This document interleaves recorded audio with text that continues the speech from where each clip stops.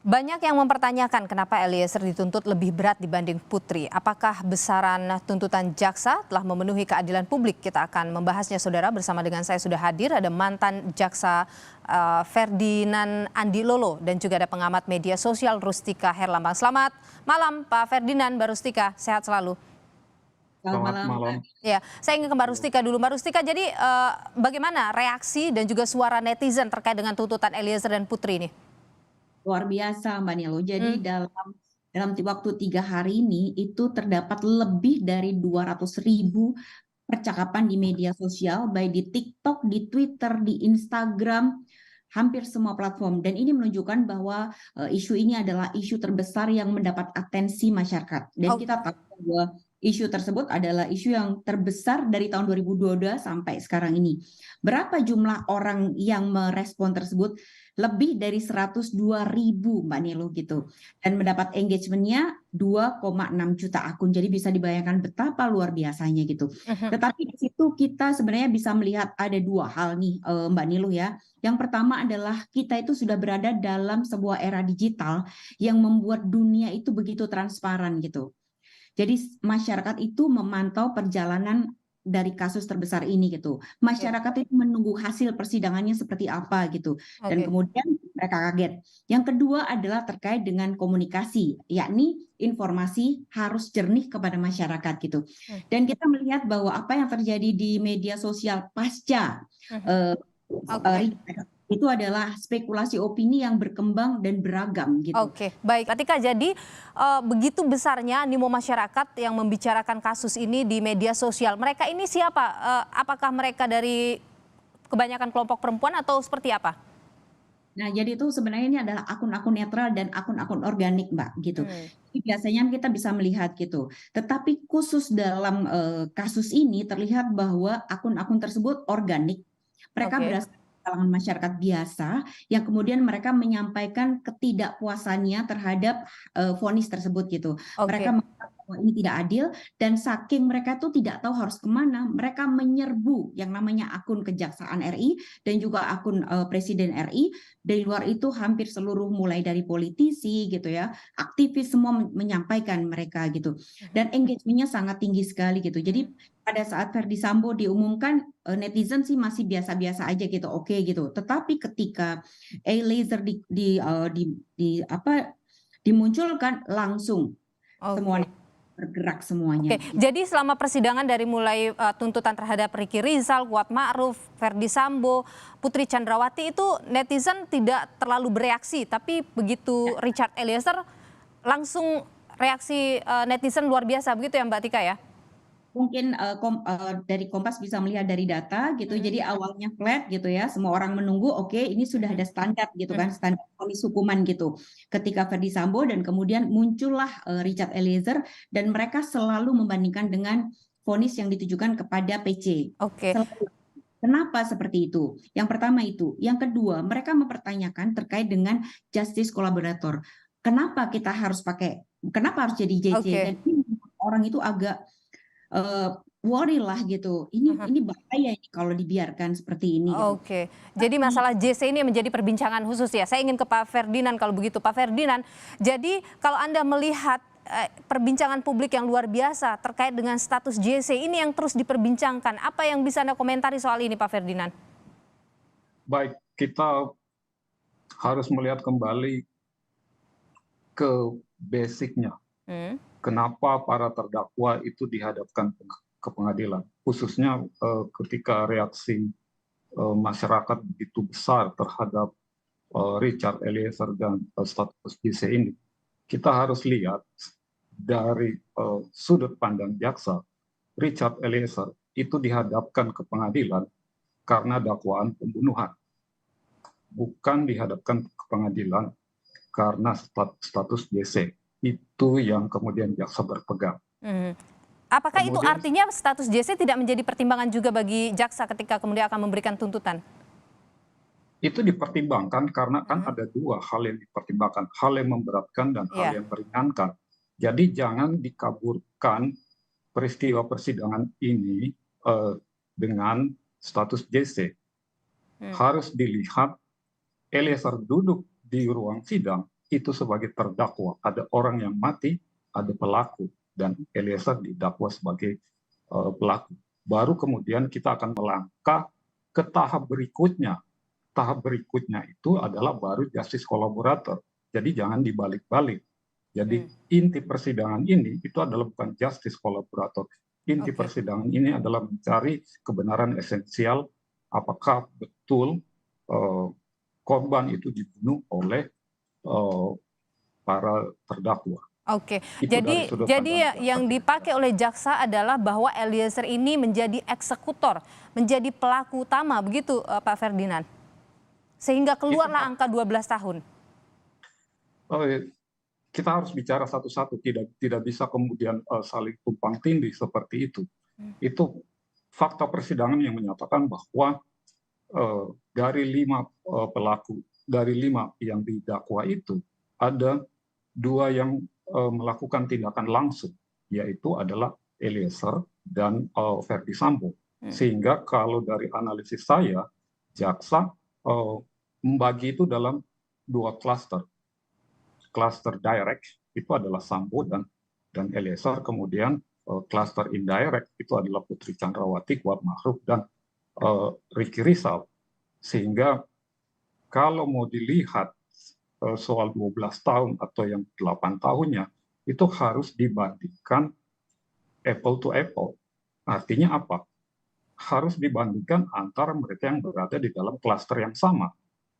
Tidak bisa Eliezer dibandingkan dengan klaster Putri Chandrawati dan kawan-kawan, karena itu mereka berbeda.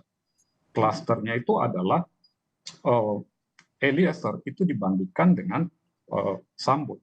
Itu yang harus dibandingkan tuntutannya, tuntutan Sambo dan tuntutan Eliezer, bukan tuntutan Eliezer dan tuntutan 8 tahun kepada 3 terdakwa yang lain. Oke, tapi kalau kita lihat misalnya dengan status JC seorang Eliezer, tuntutan 12 tahun itu menurut Anda adalah tuntutan yang paling fair, yang paling adil? Begini, kalau di dalam konstruksi pemikiran jaksa yang saya tangkap berdasarkan pengalaman dan pelatihan saya, itu dibandingkan itu, kalau kita melihat itu undang-undang perlindungan korban dan saksi yang terkait dengan justice collaborator, itu kan dikatakan di situ diperingat, bukan ringan.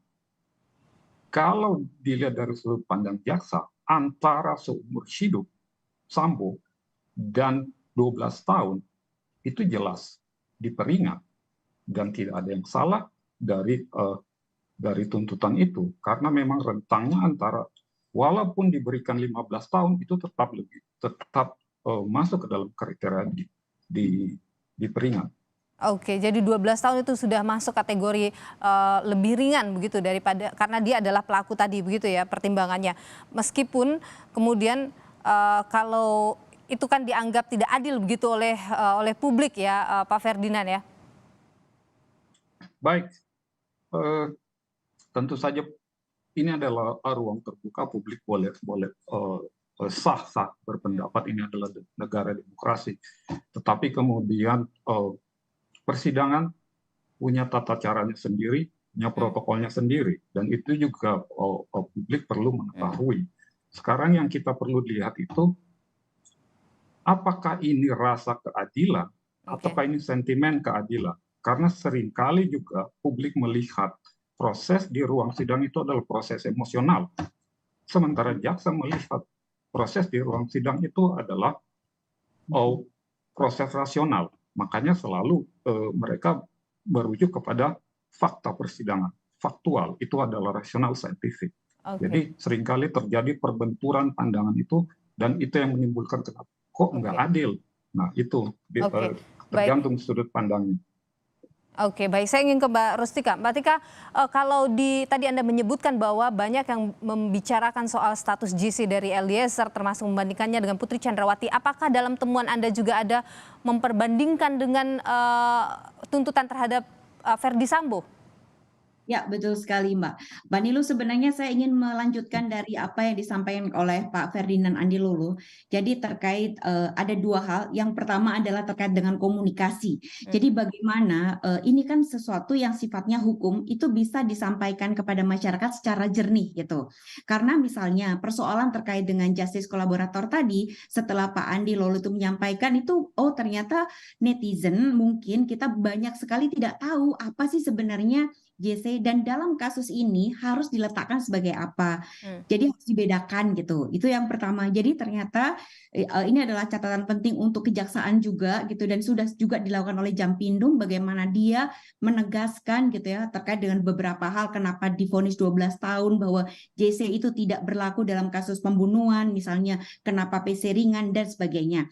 Nah, tetapi juga ada hal yang paling menarik juga terkait dengan Pak Ferdinand tadi, bahwa ini kok masyarakat melihat bahwa dalam situasi persidangan itu adalah situasi yang bersifat emosional dan emosional gitu kan. Nah, di data kita, Mbak, itu bisa terlihat sekali gitu ya, mungkin bisa ditampilkan bagaimana kepercayaan publik itu terhadap proses persidangan ini langsung turun anjlok. Oke, Gitu. mungkin kita bisa perlihatkan di layar. Gitu. Nanti akan kita perlihatkan, Mbak Tika. Oke. Nah, kemudian netizen itu juga sangat kaget terhadap apa yang sudah dilakukan itu gitu. Dan ternyata betul juga seperti yang disampaikan oleh Mbak Niluh. Jadi kenapa situasi ini jadi rame? Karena netizen itu membandingkannya dengan PC gitu. Iya. Kenapa kapan gitu.